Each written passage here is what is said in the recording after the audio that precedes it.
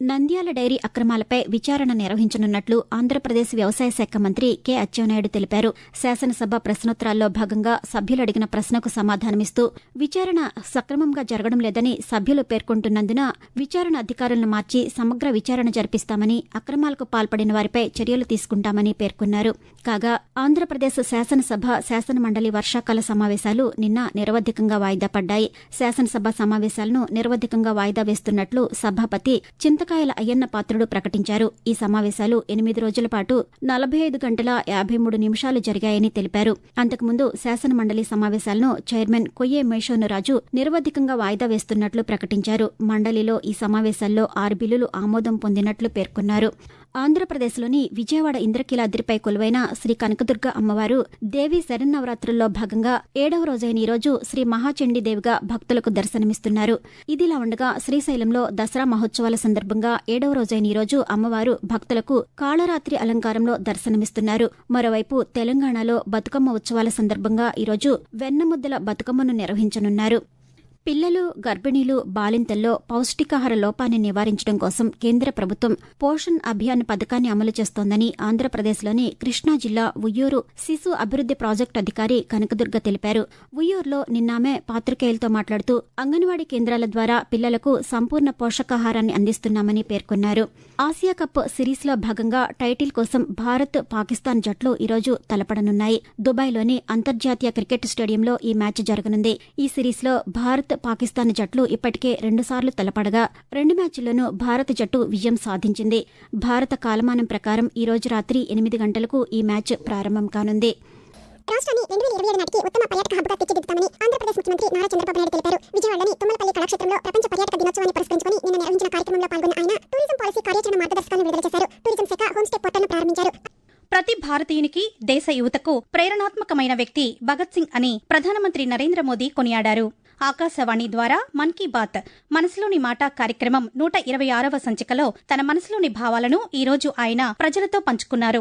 ఈ రోజు భగత్ సింగ్ జయంతి సందర్భంగా దేశానికి ఆయన సేవలను ప్రధానమంత్రి ప్రజలకు వివరించారు. దేశం కోసం ఉరిశిక్షను అనుభవించే ముందు ఉరితో కాకుండా నేరుగా తూటాలను పేల్చి ప్రాణాలను తీయండని ఆంగ్లేయులకు భగత్ సింగ్ లేఖ రాసినట్లు ప్రధానమంత్రి తెలిపారు. ఈ వాక్యాలు ఆయన అనంతమైన సాహసానికి గుర్తు అని మోదీ పేర్కొన్నారు.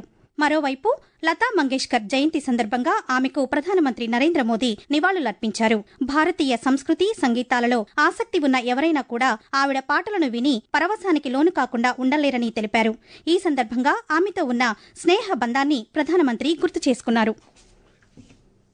వ్యాపారం నుంచి క్రీడల వరకు, విద్య నుంచి సైన్స్ వరకు ఏ రంగాన్ని తీసుకున్నా భారతదేశపు మహిళలు ప్రతి రంగంలోనూ తమ సత్తాను చాటుతున్నారని ప్రధానమంత్రి నరేంద్ర మోదీ పేర్కొన్నారు.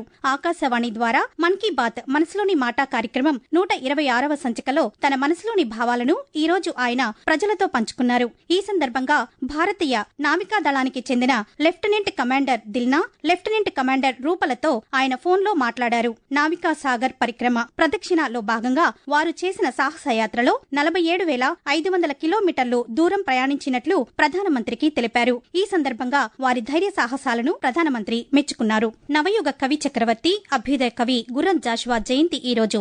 సామాజిక ప్రయోజనం ఆశించి పలు రచనలు చేసిన గుర్రం జాషువా గుంటూరు జిల్లా వినుకొండలో 1895 సెప్టెంబర్ 28వ తేదీన జన్మించారు.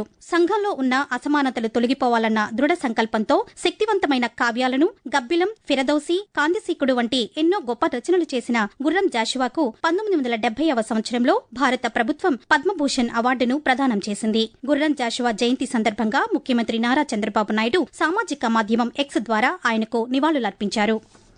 ప్రకాశం బ్యారేజీకి వరద ఉధృతి పెరగడంతో అధికారులు 2వ ప్రమాద హెచ్చరికను ఈ రోజు జారీ చేశారు. ఇన్ఫ్లో, అవుట్ఫ్లో 5.93 లక్షల క్యూసెక్కులుగా ఉందని తెలిపారు. దీంతో 69 గేట్లు ఎత్తి నీటిని విడుదల చేస్తున్నారు. లంక గ్రామాల ప్రజలను జలవనరుల శాఖ అధికారులు అప్రమత్తం చేశారు.